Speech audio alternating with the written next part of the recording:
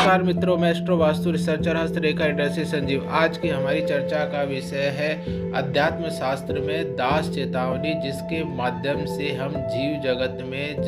जीवों को अर्थात आत्मा को अर्थात सुरति को अर्थात परमात्मा की ओर झुकाने का प्रयास करते हैं और उसके लिए हम सदा प्रयासरत रहते हैं। दास चेतावनी में आज शब्द जो सतवचन जो सतगुरु कहते हैं वह हम आपको सुनाते हैं और जिसका शाब्दिक और आध्यात्मिक अर्थ हम आपको बताते हैं। जल मुर्गी ने कलयुग में बदला अपना आवास, नदी सरोवर से दूषित नालों में किया प्रवास, फिर भी उठ प्रातः तुरीन समय में करे। धन्य है जीव जो करे परमात्मा की अरदास। हाँ, सतगुरु साहिब दास चेतावनी में चेतावनी देते कह रहे हैं, सतवचन से हमें अवगत करा रहे हैं या उससे ज्ञान देते हुए हमसे कह रहे हैं कि जीव ने समय के अनुसार कलयुग माया के अधीन होकर अपना मूल प्रवास नदी नालों से शुद्ध जल और सतत व ऊर्जा युक्त चंचल जल से वर्तमान में दूषित पदार्थों से युक्त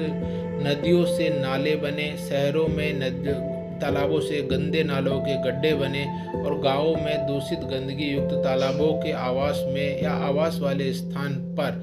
अनुकूल व्यवस्थित कर अपने जीवन को और अपने जीवन जीने की कला को इन्होंने बदल लिया है, किंतु अपने मूल कर्म अर्थात परमात्मा परम तत्व अर्थात प्रकृति का धन्यवाद करना नहीं छोड़ा है।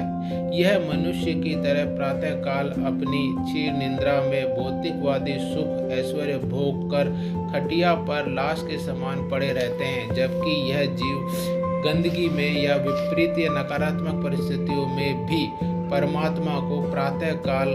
तुरीन संध्या में ब्रह्म मुहूर्त में खड़ा होकर अर्थात जाग कर अर्थात अपने जीव में परमात्मा की ओर सुरती लगा कर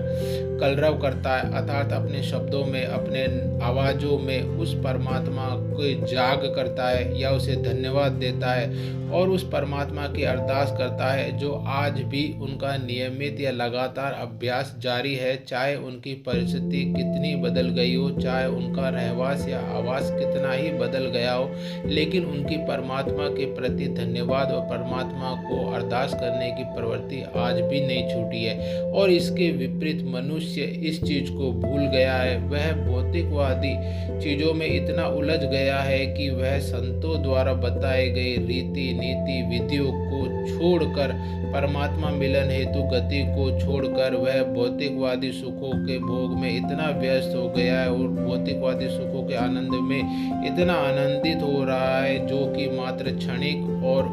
अस्पष्ट है तथा असामयिक है, जो जीवन जीने के सतमार्ग की ओर उसे गति नहीं कराते हैं। अतः हम आपसे हाथ जोड़कर अनुरोध करते हैं कि परमात्मा की ओर लौटें। परमात्मा की ओर लौटने की तीन ही विधियाँ हैं। पहला, हर घटना या हर क्षण के लिए जो आपके साथ घटित हुआ है, जो आपने जिया है, उसके लिए परमात्मा को धन्यवाद करें।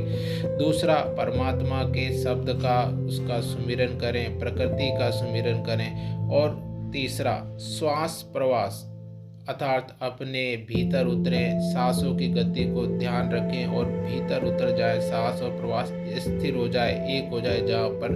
ध्यान दें और परमात्मा को पाएं। यही तीन विधियां हैं जिससे आप परमात्मा को प्राप्त कर सकते हैं और अपने भीतर उतरकर उस प्रकृति अर्थात उस परमात्मा अर्थात उस परम तत्व के ज्ञान को, उसकी विधा को, उसके शिक्षा को और उसकी ऊर्जाओं से आत्मीभूत हो सकते हैं, जो ही परमात्मा की मूल गति अर्थात परमात्मा की ओर लौटने का मूल विधान है। इसीलिए हम आपको चेताते हैं, परमात्मा आप पर कृपा करे। बहुत बहुत धन्यवाद।